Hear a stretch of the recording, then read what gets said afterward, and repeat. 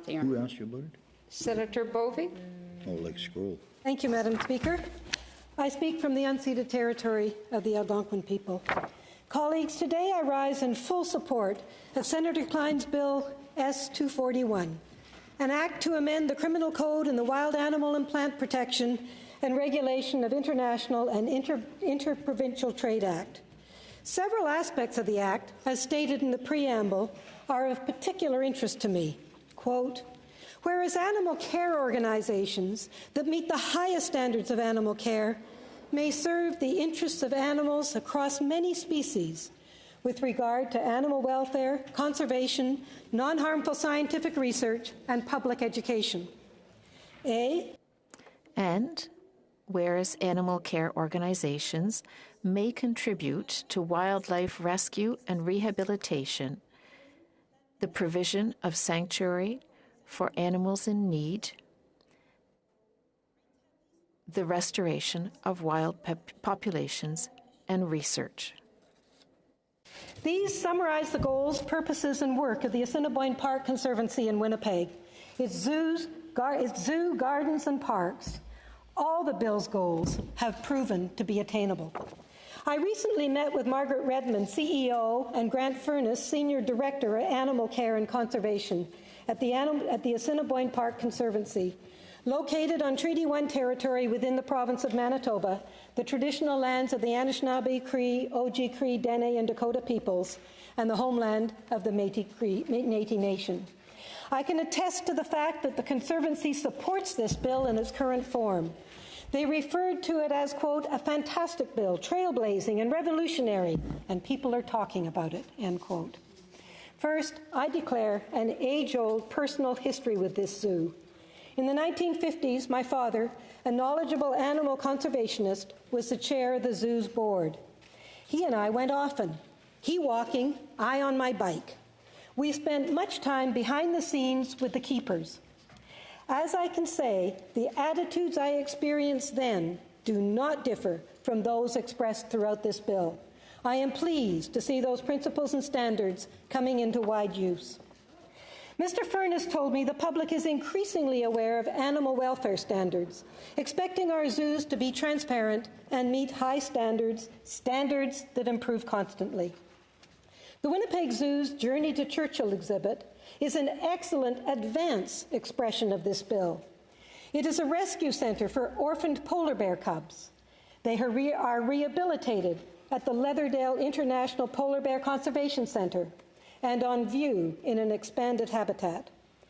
There is a truly informative education center with panels in various languages, Indigenous ones included. They are also conducting a northern denning project, as polar bear dens in the wild are under threat given fires and climate change. The Conservancy aims to assist in protecting the area, another goal of this bill. This bill encourages field work. In addition to the Journey to Churchill exhibition, the Assiniboine Park Conservancy, in keeping with the scientific and animal welfare principles, does significant field work. A team goes to Churchill annually for their Beluga Bit Zooniverse program, in which they monitor the belugas and invite anyone in the public to participate. In this work, they connect with traditional knowledge, profiled in their Journey to Churchill. They also work with the Northern Research Centre in Churchill, and their climate change research includes University of Manitoba academics and others. Internationally, they have signed an MOU with Japan's Maruyama Zoo, dealing with bears and climate change. There, brown bears, like our polar bears, are encroaching on populated areas. Both zoos are learning from each other's experiences and the impacts of climate change on those species.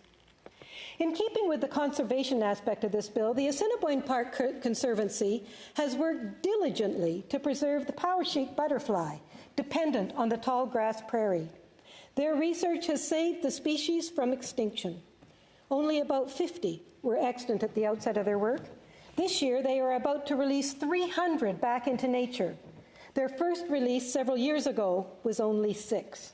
This important conservation project, mirroring what this bill calls for, was based on primary research, breeding, and release. Zoos are moving away from being roadside entertainment centers to ones focused on animal welfare and rights, animal care, rehabilitation, wildlife rescue, sanctuaries, and conservation and science. The Winnipeg Zoo's current master plan discussions include creating larger habitats for the animals, and this may mean fewer animals, and the creation of mixed species habitat. Will the public be concerned about fewer species? No. Consultations have shown that public supports the zoo in ensuring animals have space and proper habitats. I was told it was important for animal care professionals not only to know the groups of animals, but to know them individually, their habitats and reactions. The public also want good information and education opportunities for lifelong learning and engagement. Some question that this bill might create a two-tier system. It will not. It is not just for big zoos. I have been assured that any zoo of any size or budget can apply for accreditation. As Ms. Redmond said, quote, "The door is open to all to apply for the license," end quote. I was also told candidly that had the Assiniboine Park Conservancy applied for accreditation in 2012, they know it would not have been successful. In 2014, they applied and were accredited. The fact is that they now support a bill that would have closed them down. The accreditation process is rigorous, and CAZA and AZA, the Canadian and international associations of zoos and aquariums, are there to assist. The accreditation criteria is scientifically based with publicly available standards. The zoo's entire operation is examined, including animal welfare, veterinary care, conservation, education, guest services, physical facilities, safety, staffing, finance, and its governing body. As we heard from Senator Klein, there are 250 accredited zoos in North America. None, and certainly not ours, want to ally themselves with the lowest common denominator. These zoos work together to make a positive difference. In the last year, they contributed $200 million to conservation science. That's a huge contribution. These organizations are aiming to be ready to repopulate species if they become extinct or are nearing extinction in the wild. For those determinants, accredited zoos rely on the IUCN, the International Union of Conservation of Nature, the global authority on the status of the natural world and biological diversity, and the required safeguarding measures. Using quantitative criteria to evaluate extinction risks of thousands of species, the IUCN researches and maintains the red list of threatened species. The red list is currently assessing 134,425 species. 35,000 plus are threatened. Zoos make their breeding decisions based on that list and on scientific genetic findings. Education is important both for students and the lifelong learning of adults. Funded by the Goodman Foundation since 2018, the Goodman School program has enabled students in grades 4 to 6 to have a 2-week immersion program at the Assiniboine Conservancy. Students engage in a discovery program in climate change in Manitoba and the impact on Arctic animals. What is the current status regarding wider agreement for these changes in the field? There is actually an alignment now of organizations that was deemed impossible a few years ago. Humane Society, zoos, and ZooCheck are working together in creative and exciting ways. Is the public concerned about such shift in our zoos? I don't think so. Remember the Shrine Circus that traveled across Canada many decades ago? We went as kids and loved it. But after animals were banned in circuses, did we miss dancing elephants? No, we did not. Were we upset when new regulations were put in place in pet stores? No, we were not. Honestly, I believe that society feels money should not be made off animals, whether in zoos, pet stores, or elsewhere. Society wants good animal care, animal welfare, and action on animal rights. That is what this bill is about, animal rights under human care. Colleagues, zoos are museums. I recently gave the Canadian Museums Association's Fellow Lecture titled Museums to Lead, highlighting museological roles of collecting, preserving, and presenting and educating, j'ai dit. I said, not only do museums steward our material, natural, scientific, and creative past and present, as they always have, but museums have increasingly critical roles to play in our rapidly changing contemporary world with its multiple drastic paradigm shifts, including climate change.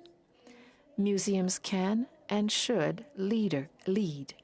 As leaders, museums have both the opportunity and responsibility to make substantial societal change in public awareness, understanding, and humanitarian and environmental realities. North America's accredited zoos do just that. As Mr. Furness and Ms. Redmond opine, standards for animal care will continue to improve, and more zoos will seek and achieve that accreditation. Colleagues, this Jane Goodall Act ensures animal welfare will be the determinant for a license to operate. It is not about the size or budget of the zoo. It is about sanctuary, rehabilitation, operational standards based on science, and on collaboration between zoos internationally. Experience has already shown that attendance has increased in places enshrining these values. Before I conclude, I want to invite you to the Assiniboine Park Conservancy and our zoo. On entering, to your right are the bison, and their importance to the history and life of Canada's First Nation and Métis people is evident. There is an offering bowl presented by First Nations leaders and informative Indigenous interpretation panels. A white buffalo is in the herd. White buffalo are considered sacred or spiritually significant in a number of Indigenous beliefs and are often sacred or spiritually significant, and are often visited for prayer and other religious rituals. Winnipeg Indigenous artist Jackie Travers's painting, White Buffalo Calf, reflects that rich spirituality. She has included white handprints linking the human dimension with animal welfare and spirituality.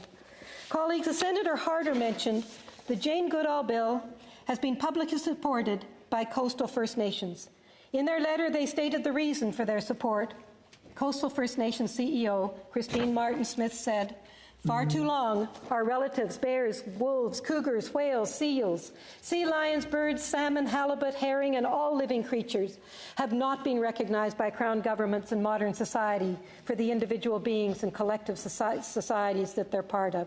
We live together and each need to be healthy in the biosphere that the Creator placed us in. Therefore, it is not difficult for our peoples working through our nation's authorities to say we support a law that offers protections to the animals we live and interact with," end quote. Colleagues, human care, animal welfare, conservation, rescue, relocation, and education are paramount in this bill. I congratulate Senator Klein for this iteration of the bill, Senator Sinclair for his initial introduction, and of course Jane Goodall for her dedicated and impressive career, vision, and support. I hope you will join me in moving this important piece of legislation to committee as soon as possible. Let's make animal lives better, those in human care and those in the wild, while assisting in ensuring their habitat meets their needs. After all, it's really about us in the end, and we need to do what's right in becoming true stewards of this planet. Thank you.